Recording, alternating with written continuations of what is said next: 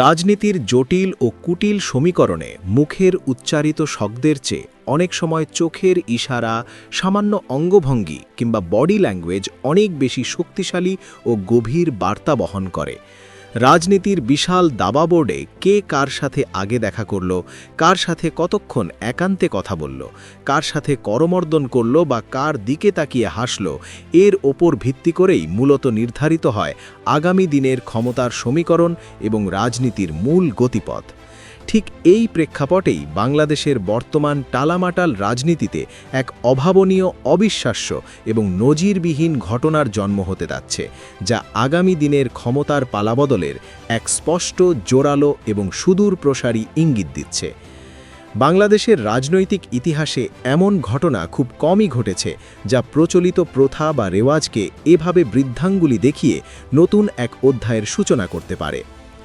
বাংলাদেশে যুক্তরাষ্ট্রের নবনিযুক্ত রাষ্ট্রদূত ব্রেন্ট ক্রিস্টেনসেন সবেমাত্র মহামান্য রাষ্ট্রপতির কাছে তার পরিচয়পত্র পেশ করেছেন এবং আনুষ্ঠানিকভাবে তার দায়িত্ব বুঝে নিয়েছেন।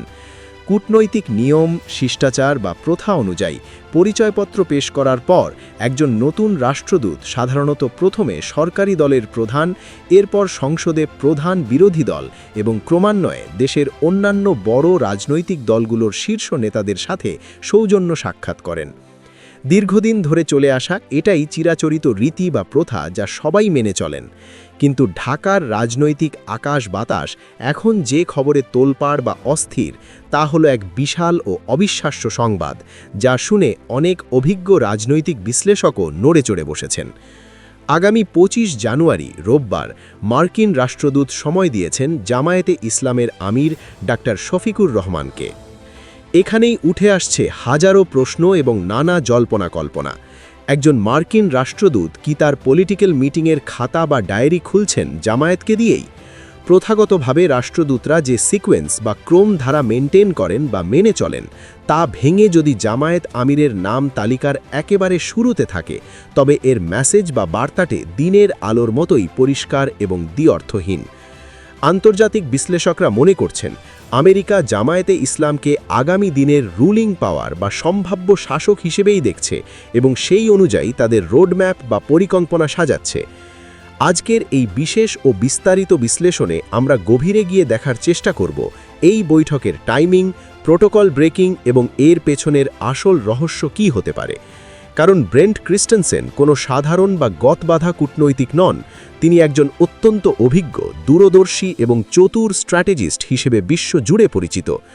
এর আগে তিনি তাইওয়ানে মার্কিন মিশনের প্রধান ছিলেন এবং সেখানে চীনের রক্তচক্ষু উপেক্ষা করে অত্যন্ত সাহসিকতার সাথে কাজ করেছেন। অর্থাৎ তিনি চীন বিরোধী বলয়ের একজন কোর প্লেয়ার বা মূল খেলোয়াড় হিসেবেই স্বীকৃত। তিনি যখন ঢাকায় আসেন তখন তার এজেন্ডা শুধু ড্রয়িং রুমে বসে চা খাওয়া, ছবি তোলা বা সৌজন্য বিনিময় নয়, বরং তার এজেন্ডা অনেক সুদূরপ্রসারী ও গভীর।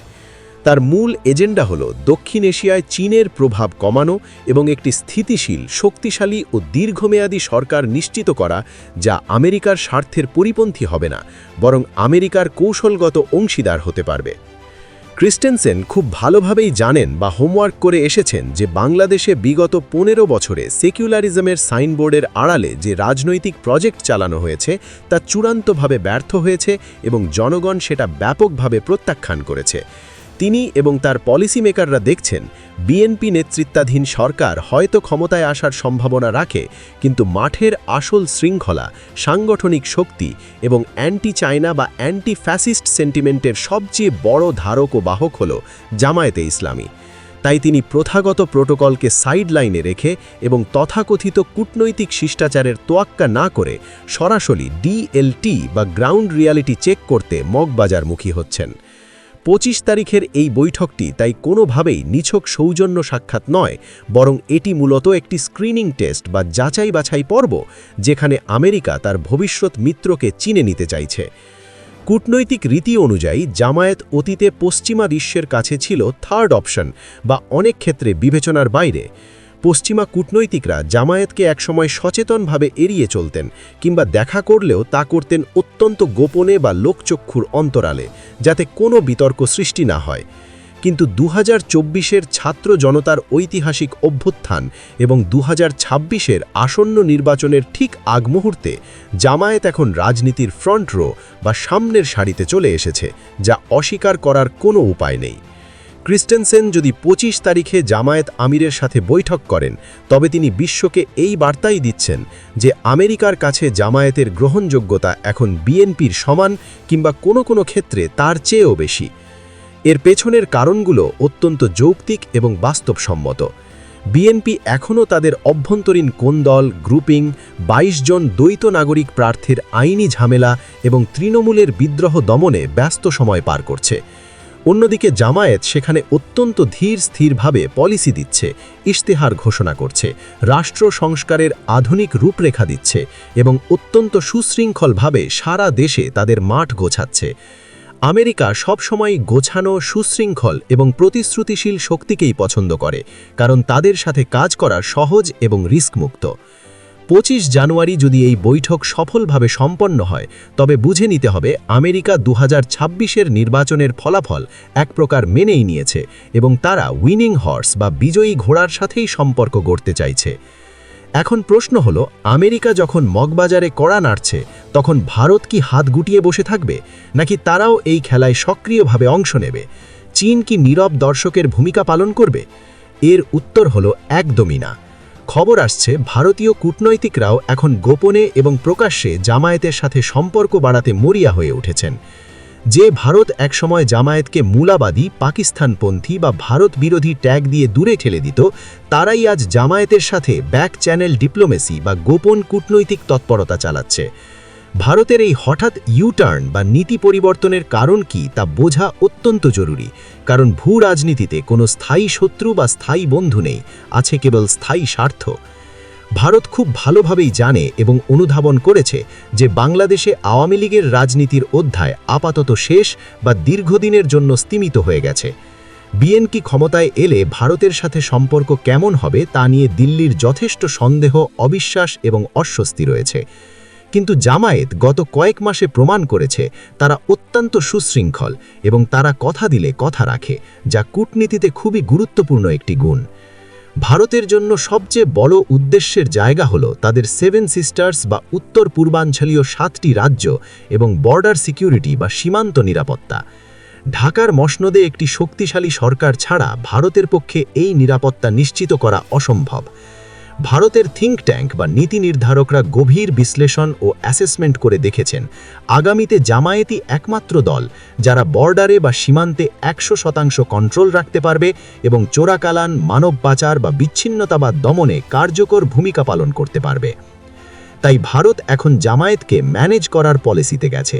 তারা চাইছে জামায়াত ক্ষমতায় এলেও যেন ভারতের নিরাপত্তা স্বার্থ বিঘ্নিত না হয় এবং সম্পর্ক স্বাভাবিক থাকে। এক্ষেত্রে সমকাল পত্রিকার রিপোর্টে একটি অত্যন্ত গুরুত্বপূর্ণ পয়েন্ট উঠে এসেছে, যা অনেকের চোখ এড়িয়ে গেলেও ভারতের সজাগ দৃষ্টি এড়ায়নি। এই রিপোর্টটি বলছে রংপুর বিভাগের 17টি ভারত বর্ডার সীমান্ত আসনের মধ্যে 14টি জামায়াত নিজেদের হাতে রেখেছে বা সেখানে নিজেদের অত্যন্ত শক্তিশালী প্রার্থী নিশ্চিত করেছে। শুধু রংপুর নয়, বরং সিলেট, রাজশাহী ও খুলনার বর্ডার বেল্টেও একই চিত্র দেখা যাচ্ছে। কেন জামায়াত বর্ডারে আসনগুলিতে এত গুরুত্ব দিচ্ছে তা ভাবার বিষয়। এটা কি শুধুই ভোটের হিসেব, নাকি এর পেছনে আছে গভীর কোনো জিওপলিটিক্স বা ভূ রাজনীতি? জামায়াত কি বর্ডারে একটি নিরাপত্তা বলয় বা বাফার জোন তৈরি করতে চাইছে? ভারত কি এতে চিন্তিত? অবশ্যই ভারত চিন্তিত। উত্তরবঙ্গের বর্ডার এলাকাগুলিতে চোরাকালান, ফেলনি হত্যা এবং বিএসএফের আগ্রাসন খুবই সংবেদনশীল এবং আবেগঘন ইস্যু। জামায়াত এখানে নিজেদের শক্ত এবং জনপ্রিয় প্রার্থী দিয়ে বার্তা দিচ্ছে যে তারা জাতীয় নিরাপত্তা ও সার্বভৌমত্বের প্রশ্নে বিন্দুমাত্র আপোস করবে না। জাতীয় পার্টি বা অন্য ছোট দলগুলোকে এই স্পংসদিত জায়গায় বিশ্বাস করা যায় না, তাই জামায়াত নিজের হাতেই এসব আসনের কন্ট্রোল বা নিয়ন্ত্রণ রেখেছে। সীমান্তের মানুষ সাধারণত ধর্মপ্রাণ এবং দেশপ্রেমিক হয়, তারা ভারতের অযাচিত দাদাগিরি পছন্দ করেন না। জামায়াত এই পাবলিক সেন্টিমেন্টকেই কাজে লাগাতে চাইছে। তারা অতীতেও এটা করেছিল এবং যে কারণে সাতক্ষীরা থেকে শুরু করে কুড়িগ্রামের রৌরামি সহ সব সীমান্ত এলাকায় জামায়াত সবসময়ই জিতে এসেছে। বর্ডারে 14-15টি আসনে জামায়াতের এমপি থাকা মানে সংসদে ভারতের আগ্রাসনের বিরুদ্ধে কথা বলার মতো শক্ত লোক থাকা। এজন্যই ভারত এখন জামায়াতকে আর শত্রু না ভেবে ম্যানেজ করার পলিসিতে গেছে। তারা চাইছে জামায়াত ক্ষমতায় এলেও যেন ভারতের নিরাপত্তা স্বার্থ বিঘ্নিত না হয় এবং সম্পর্ক স্বাভাবিক থাকে। এজন্যই ভারতীয় গোয়েন্দা সংস্থা এবং কূটনৈতিকরা জামায়াত নেতাদের সাথে যোগাযোগ বাড়াচ্ছে। তারা বার্তা দিচ্ছে, আমরা অতীতের ভুল ভুলে সামনে তাকাতে চাই। জামায়াতও কিন্তু এখানে খুব পরিপক্কতার পরিচয় দিচ্ছে। তারা ভারতের সাথে গায়ে পড়ে বৈরিতা বাড়ায়নি বা উগ্র কোনো মন্তব্য করেনি। ডাক্তার শফিকুর রহমান বারবার বলেছেন, আমরা সমমর্যাদার ভিত্তিতে প্রতিবেশীর সাথে সম্পর্ক চাই। জামায়াত জানে ক্ষমতায় টিকে থাকতে হলে এবং দেশ চালাতে হলে ভারতের সাথে একটি ওয়ার্কিং রিলেশনশিপ বা কাজ চালানোর মতো সম্পর্ক থাকা দরকার, কিন্তু এটা কোনোভাবেই গোলামি নয় বা দাসত্ব নয়। আওয়ামী লীগের মতো নতজানু পররাষ্ট্র নীতি নয়, কিংবা বিএনপির মতো দোদুল্যমানতা নয়। এটা হবে বন্ধুত্বের সম্পর্ক, সহমর্মিতার সম্পর্ক এবং সহযোগিতার সম্পর্ক, কিন্তু তা হতে হবে সমতার ভিত্তিতে।